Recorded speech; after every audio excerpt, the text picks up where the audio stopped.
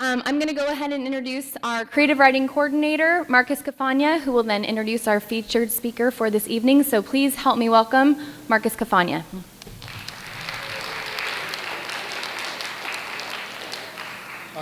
Well, I want to thank Jen for introducing me. I want to thank W.D. Blackman for ponying up the money to bring Joe McDougall in. And I, of course, want to thank Joe and her husband, Charles, who've come all the way from Kansas City to be with us tonight and for her to share her work. Okay, I'm going to do the best I can to summarize Joe McDougall's professional life in as short a time as I can. It's not an easy accomplishment because she has accomplished so much. She has so much that one could brag about, and of course I've had to cut out a few things, but I'll do the best I can. Let me start with her books. Joe McDougall is the author of 5 books of poetry, The Woman in the Next Booth, Towns Facing Railroads, From Darkening Porches, and most recently, her 2 most recent books, Dirt, which I happen to have a copy of right here, and Satisfied with Havoc, which is her newest collection. She also has just recently, in 2010 was it, published her first memoir, Daddy's Money, a memoir of farm and family, which focuses on her growing up on a rice farm in the Arkansas Delta. By the way, those of you who still remember our illustrious former program coordinator and poet, Michael Burns, you might be interested to know that Joe and Michael both attended University of Arkansas, overlapped by a year. They were in the same program working with Miller Williams, one of the most notable poets in the Ozarks, beside others that we all revere. And they also both come pretty close to the same part of Arkansas that you come. You both come from the Arkansas Delta. I can't think of too many other poets that mention that in their credits. So she has a few things geographically and academically in common with Michael. Her work has also been adapted for film and the theater. An adaptation of poetry from her 5 books was titled Towns Facing Railroads and was staged at the Arkansas Repertory Theater in the spring of 2006. Joe McDougall's awards include, and this is not an exhaustive list, it's an edited list here, a DeWitt Wallace Reader's Digest Award, a fellowship from the McDougall Colony, an Arkansas Arts Council, the Porter Prize for Literature, which is an extremely prestigious prize to win in Arkansas, which honors a poet's entire body of work, an Academy of American Poets Award, among others. She's also been inducted into the Arkansas Writers Hall of Fame. Her poems have appeared in, and this again is just a short list, Ted Koozer's American Life and Poetry, Garrison Keillor's Writer's Almanac, and many leading literary journals such as Arts and Letters, Georgia Review, Hudson Review, Kenyon Review, Louisiana Literature, New Letters, New Orleans Review, North American Review, and Poetry East. Her work has been widely anthologized. Her poems can be found most recently in a few anthologies. I'll list 3 of them for you. When She Named Fire, an anthology of contemporary poetry by American women. That was edited by Andrea Hollander Booty, who's also one of our better known Ozark poets. The Poet's Guide to the Birds, which I think is interesting that she had poems there, edited by Judith Kitchen and Ted Kooser. Of course, we know Ted Kooser's a Pulitzer Prize winning poet, former U.S. Poet Laureate. And Judith Kitchen's one of the leading critics, writes reviews for the Georgia Review. And then Garrison Keillor's anthology, Good Poems for Hard Times. She holds an MFA from University of Arkansas. Joe McDougall taught creative writing at Pittsburg State University in Kansas, Pittsburg, Kansas, where she co-directed the creative writing program and also directed the Distinguished Visiting Writers Series, and now serves as Associate Professor Emeritus in English. And while she used to bring in distinguished visiting writers, now she's our distinguished visiting writer. Joe's poems are written in a deceptively plain spoken diction, which resembles the way people actually talk. She keeps the artifice of her poems hidden. Maybe that's one of the reasons why her poems are so deeply affecting. I know I cannot read poems like Threads or The Waiting Room without gasping each time in recognition or literally breaking down in tears. And I don't say this because her poems are sentimental. They are anything but. As the poet Kelly Cherry has written, McDougall's reach is expansive, comprehensive, beautiful, witty, and unlike anyone else's. And I think that's fair. I mean, that's high praise, and sometimes high praise gets tossed around a little too loosely. But I think once you hear her read, you'll know that that is not an exaggeration. Immediately following this reading, this is important, Joe will be signing books out front of Paw Prince Bookstore. I think most of you know, just right across the mezzanine lobby, whatever the term is. So please, after she concludes her reading tonight, don't rush off. What I'd like you to do is go over and buy a book, or if I know many of you already have bought a book of hers, and have her sign the book, introduce yourself, and meet her. I really hope you'll stick around and do that, and she'll be signing books and talking to folks out in front of the bookstore. It's, as I say, just several steps out of the exit when you leave. Joe and her husband Charles, as I mentioned at the beginning, drove all the way from Kansas City, the outskirts of Kansas City, to be with us tonight. I might also mention that tonight Joe will read from both her poetry and her prose from her memoir. This is a special night that I know many of us have anticipated for quite some time, so I'll shut up now and have you help me give an enthusiastic welcome, please, to Joe McDougall. With an introduction like that, I think I should just pick up and go home while I'm still ahead. Thank you all for coming tonight, and I want to thank the Missouri State U English Department for this wonderful visit that you've hosted me for. Can you hear me in the back? Yes? Yes, okay. Too loud? Okay, all right. Thank you, Marcus. Absolutely wonderful, wonderful introduction. Introductions are hard. I used to do them, and you did it beautifully. Thank you very, very much. I want to thank Marcus for inviting me here, and all of the English department for hosting me. Marcus has a wonderful book. His newest one is Roman Fever. I suggest you get it. I was a guest today in Sarah Burge's class. Where's Sarah? Yes. She also has a great book that won the DeNova Award, and it's called Apocalypse Ranch. We were talking about titles today in her class, and that's a great title. And Barb Gressel, is Barb here? Well, she did this beautiful, beautiful flyer. Have you seen it? That's been around campus. I've done a lot of readings. I've never had a flyer this artistic that really caught the essence of the memoir. So I want to thank Barb. I also want to thank my husband, Charles, sitting here in the front row, much against his will. He does not like the front row, but he condescended to do that. He is my keeper until I start making more money, and then we'll call him my manager. But until then, we're still waiting for that. He sees to it that I get places on time. If it were left up to me, I would probably be wandering around in Branson. I would have never gotten here.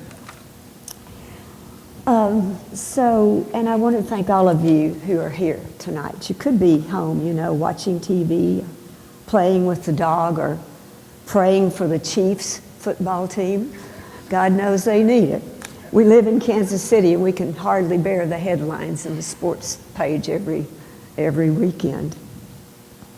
Well, as Michael said to you, I am an Arkansas native from the Delta. That means from the ugly part of the state, not the Ozarks, that flat part, flat as a board. I grew up on a rice farm. How many of you knew that rice is grown in the United States? Okay, some people don't know that. They don't know it's grown in Arkansas. They think it's all grown in China. Arkansas is the #1 rice producing country in the nation. Missouri is very, puts up a lot of rice too. So that's what I wrote my memoir about, because I thought nobody else had done that. My dad was a rice farmer. I married a rice farmer. I got my MFA from the University of Arkansas, had 2 children, taught in Arkansas, Louisiana, 11 years at Pittsburg State, and now 5 books and 1 memoir later, I'm at the best campus, Missouri State U, and happy to be here. You're the home of the Bears, I believe. Well, Charles and I went to school at the home of the Razorbacks. You heard of the Razorbacks? And I can call the Hogs if you'd like to have me do so after the reading. Well, I also had ties to Missouri, because when I was very young, I went off to college, to Stevens College in Columbia, Missouri. We made a pilgrimage back there just a few weeks ago, Charles and I. That is where he asked me to marry him at a prom at Stevens College. So we went back. That campus looked so much smaller and a whole lot uglier than I remember. But the hall where he asked me to marry him was still pretty enchanted. That was pretty great. The game plan tonight is I am going to read from the memoir and from poems. And then, of course, as Marcus so nicely mentioned, I hope you'll come chat with me about the books and maybe purchase one or two. As I said, that I did visit Sarah's class, the advanced poetry class. I was amazed at the talent there. We had a wonderful time. We sat in a circle and we were talking about poetry, of course, and all of us there are trying to tempt the muse. And so I thought I would start off with a poem about how you get the muse to come to you.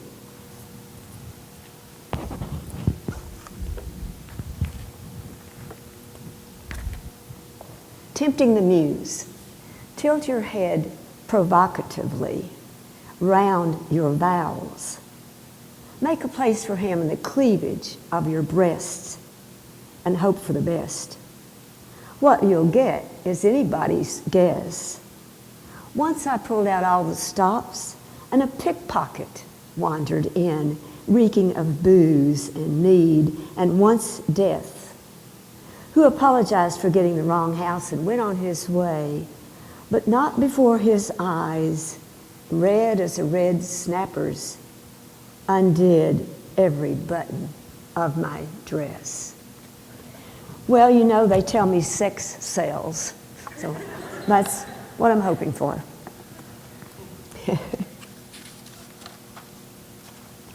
Well, the focus of the reading tonight is really about memoir, as you might guess, since I am reading from the memoir.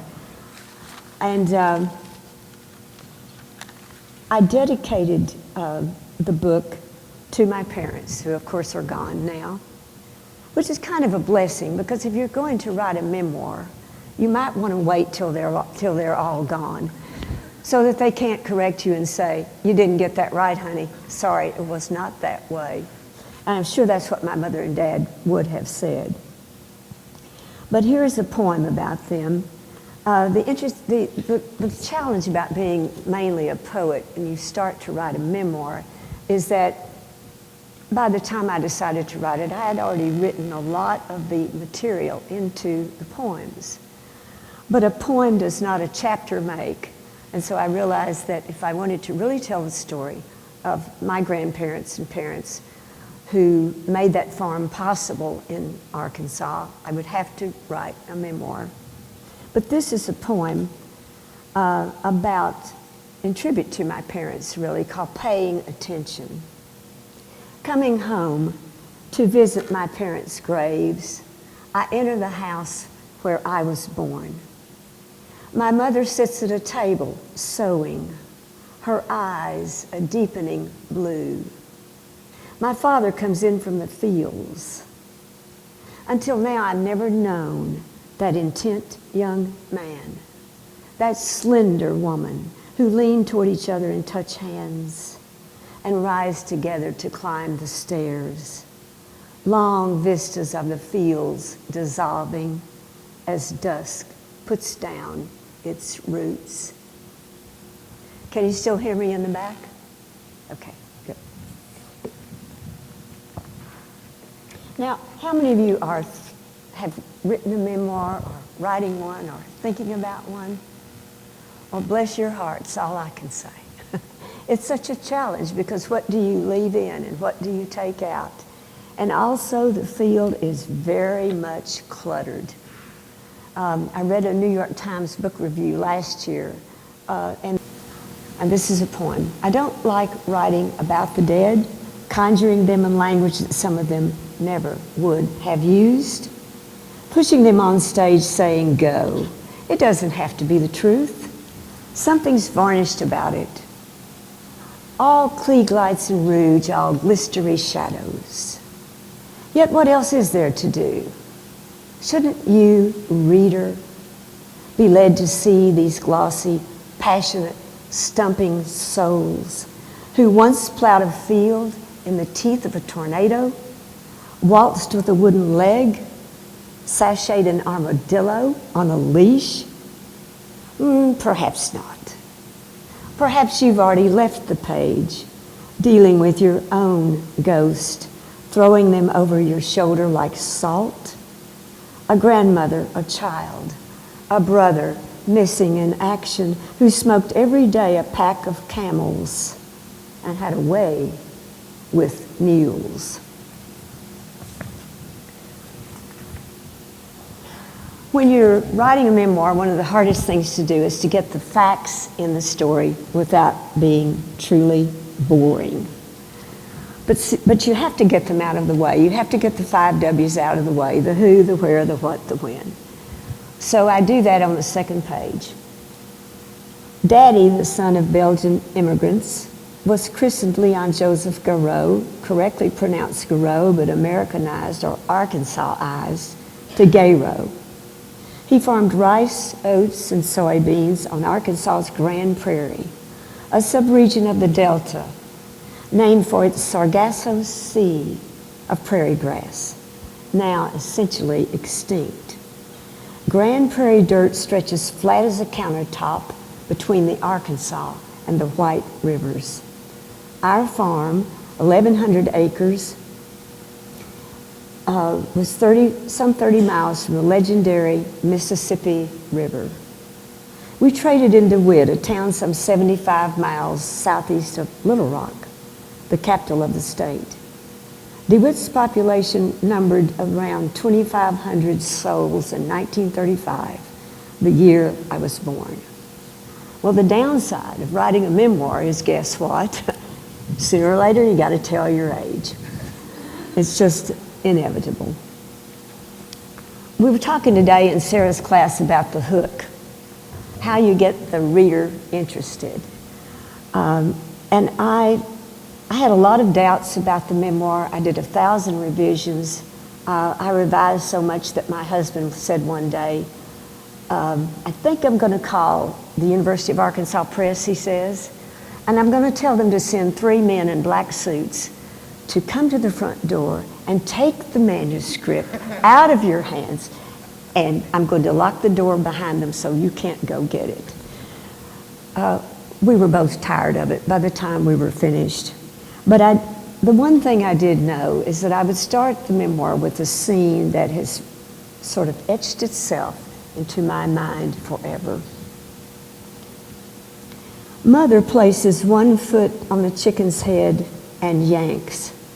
It flops a few feet in the stingy grass, blood spurting from its headless neck. I'm 9 years old, standing in the drought-bitten yard beside my mother, learning how to murder a chicken. Hold it upside down by the feet, put its head under your foot, and separate its head from its neck. Blood spatters mother's shoes and cotton stockings. She doesn't seem to notice. On this summer morning in 1944, my father herds his rusted pickup back and forth across the farm, checking a rice field or fixing a broken tractor or feeding the cows. My sister Nancy Ruth, my only sibling, is not yet born. The sun irons the moisture out of the sky, wilting the 4 o'clocks and the cannas along the backyard's cement walk. My mother dispatches 3 or 4 more chickens, then turns to me. You do it, she says. It's time you learned. The chicken's severed head leans against my shoe, its eyes dumbfounded. Chicken blood reproaches my bare legs. Mother murmurs her approval. Good, she says. But next time, make a quicker pull. You don't want to torture it. Yeah, right. In my growing up, there was an ample house, an elm to climb, a haystack, a barn, It smells of manure and wasting leather. Beyond the house, a Fairbanks Morse engine rose, tall as a church. It powered the well that pumped the water, that grew the rice, that made Daddy's money. Now, a word about the title, Daddy's Money. It's all relative, you know. We didn't have that much. But what we had was what we had, and it was the rice that made the money. It also has a secondary meaning in that if you're going to squabble about something, it's usually money. And my sister and I were named executrices. I love to say that word, executrices. We thought we were so important of my father's estate. But pretty soon we got into a squabble over that, so that the title works both ways. I would like to read something from Arts and Letters magazine that was published right about the time that I was working on the memoir,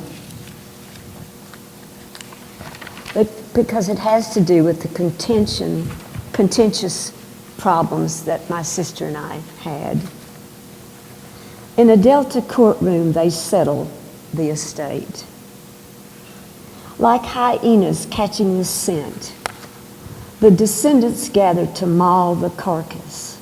Stocks, bonds, fields owed rent, the Midas flesh of their father. Miles away, his idle farm remembers cows. The house drowns, filling itself room by room with the old voices, flailing sounds of the lost. In vain the sparrows chit. Nobody's left. Nobody's listening. Now, chapter 2 in the memoir deals with, oh, and don't worry, I think the publicity said that the reading was going to last from 7 till 9. I'm not going to read for 2 hours. So you don't have to worry about that. I'm only going to read the first page of chapter 2 because it sets the scene for the conflict. Now, one of the hard things for me about writing the memoir was that I had a happy childhood. That's a big problem if you're a writer. You know, I did not have a dysfunctional family, at least I didn't think so. So where was I going to find the conflict? Well, you think about it, there's always conflict of some sort. Of course, the big conflict was between my sister and me. The lesser conflicts were between my mother and father. But this begins to hint at the conflict between my sister and me. The setting is that the bank that was in charge of the estate after my sister and I stepped down ordered an auction of things out of my father's farm buildings, a lot of junk, actually. I went there wanting one particular object.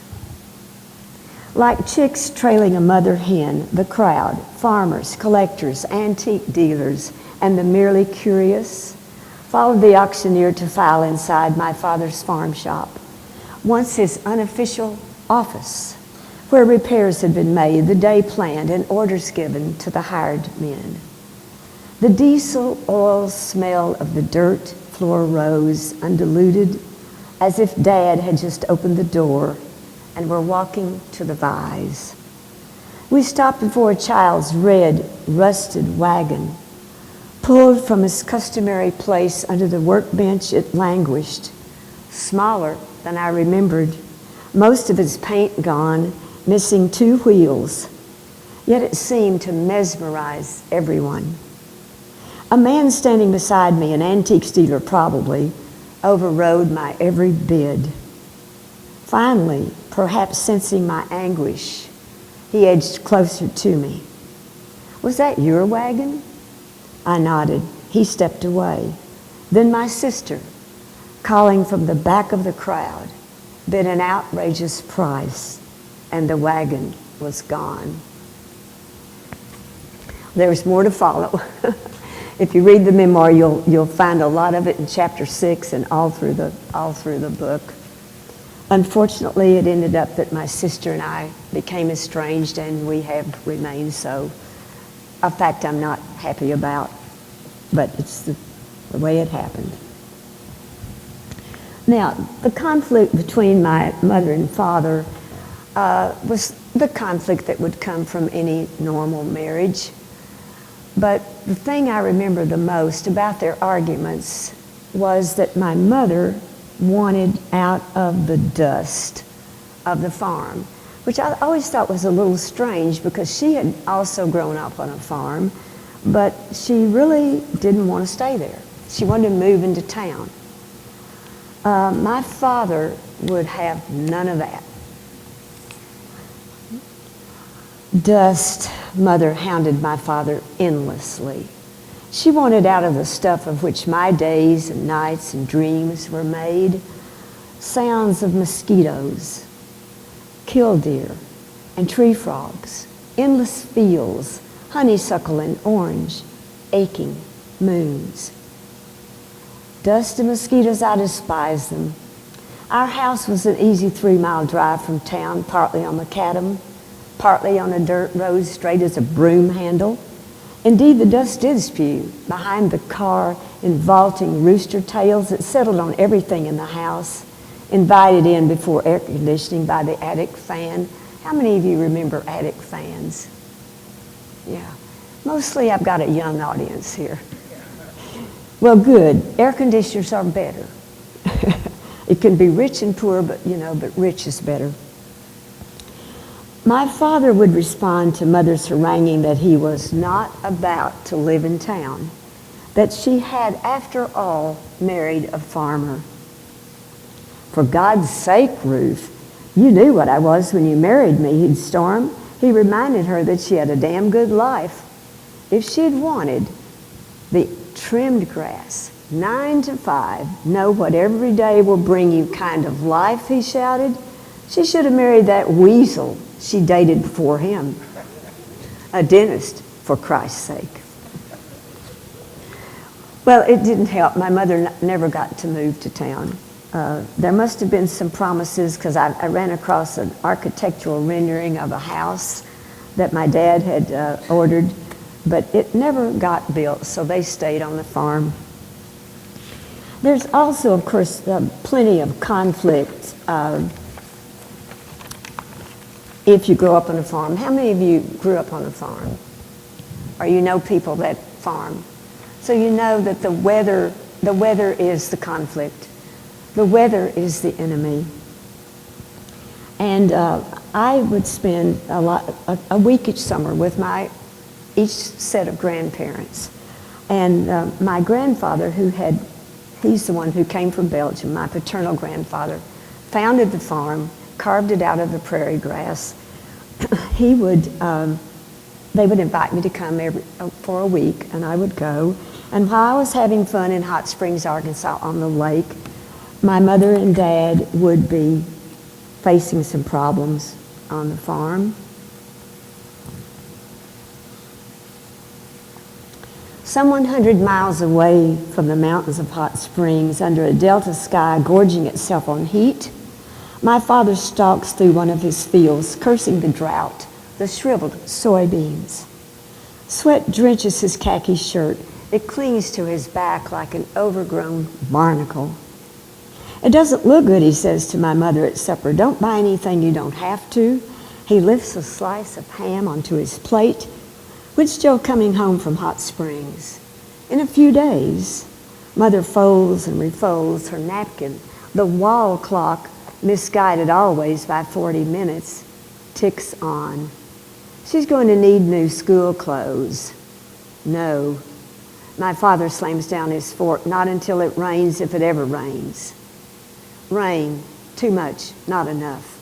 Drought, splitting open the dirt of the fields. Grasshoppers and blackbirds stripping the grass. These are my father's enemies. He pushes back from the table. If it rains within the week, I'll have new clothes to enter the 3rd grade. If not, I'll hear my parents arguing into the night. It never occurs to either of them, I suppose, to pursue another way of making a living.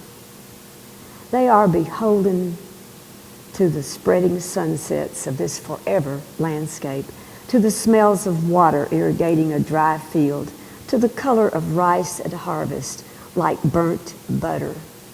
They are beholden to the dirt. Now, my husband Charles's father also farmed, and his grandfather had also been one of those people who came in and settled the Arkansas Grand Prairie. His grandfather had come down from Chicago, and I don't think that he reckoned on those mosquitoes and all that heat. So he didn't stay very long, and he left it to Charles's father to farm. And we ran across some letters where things weren't going so well for Mr. McDougall. And the elder McDougall advised him and said, "You know what, son? You ought to trade that farm for a yeller dog. Shoot the dog and come on back to Chicago." Well, fortunately, he didn't take that advice, or I might not have met Charles. So I want to read a very short passage about spending some time with my grandfather and the little rituals that we had. How many of you remember your grandparents? Fortunate enough to have them living. Not everybody is that fortunate. Did you get to spend time with them? Yeah. And they spoil you rotten. This is a great thing about grandparents. So what happened for me was that I would go, and there were always these rituals. And one of the rituals was that on the second day, not the first day, but the second, my grandfather would let me go with him to feed the goldfish. He was a sculptor in concrete, and he had made a goldfish pond in his place where he had retired to in Hot Springs. And so we would go. I loved that. The sun rides my shoulders like a sleeping cat as Granddad and I, fish food in hand, head down the garden steps to the expectant fish. When I'm not looking, Granddaddy turns a handle at the base of the pool, and water gushes as if by sorcery out of the frogs' mouths. A lizard rattles through the grass. I measure the fish food according to Granddaddy's instructions. A motorboat, all power and noise, fades in the distance. Far from the hurtling business of the farm, I'm standing in almost unnerving serenity. Grandfather, once the overseer of pumping plants, harrows, and threshing machines, imparts to this moment an even, patient gloss, quiet as the stubbing out of a cigarette. Will we never forget those experiences we have with our grandparents? Well, those of you who are writing a memoir, I have some advice. Number one, know when you're a child, about 10 or 12, that you're going to write one so that you can ask all the questions you need to ask before everybody's gone. I didn't do that, unfortunately, so I had to depend on letters. But fortunately, my parents were hoarders, so every letter that ever had been written almost must have been there. All the photographs. And by the way, my book has, I think, 27 pages of photos, so if you don't want to read, you could just get one and buy it for the pictures. The press was nice enough to let me do that.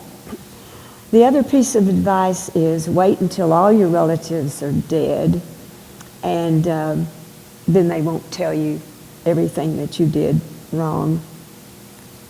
Of course, you always regret not having gotten to know them better. And there's a poem in Dirt called Summer. You know, sometimes we think that we would like to bring them back, we'd like to have them again, but maybe not. Summer. Every summer when I was a child, I visited my grandmother's farm. We didn't say much to each other, listening to voices, the far bark of a dog, from somewhere thunder, the easy complaint of the porch swing. When it rains, quickening old ashes in the fireplace, I want to go back to the house that was, the people that were, the chores, the horses, the cat. But what if I could? What if someone, glancing up from a sewing machine or a plow, should see me there? How many of you know what a sewing machine is? Oh, okay. You may not want to know. It's much easier to go to Walmart and buy the clothes than make them yourself. Well, I want to close with a poem called, guess what? Memoir. After I'd finished writing the memoir, I realized that you can't summon the lost. You can try, but you never really can. Memoir. Until my ancestors died, they were symbols, acronyms, who neither laughed, nor suffered, nor longed for cigarettes or soap or gardenias. Now in death they step forward with moles on their arms, caps on their teeth, and shoes with broken heels. They have places to go, they'll never take me. People to love who'll never hear my name. Crops to plant and butter to churn, letters to write and shirts to iron. All that Protestant industry. I, who thought once to be the center of their universe, step aside as they prance and turn, knowing they don't see me, wondering that they ever did. Thank you very much.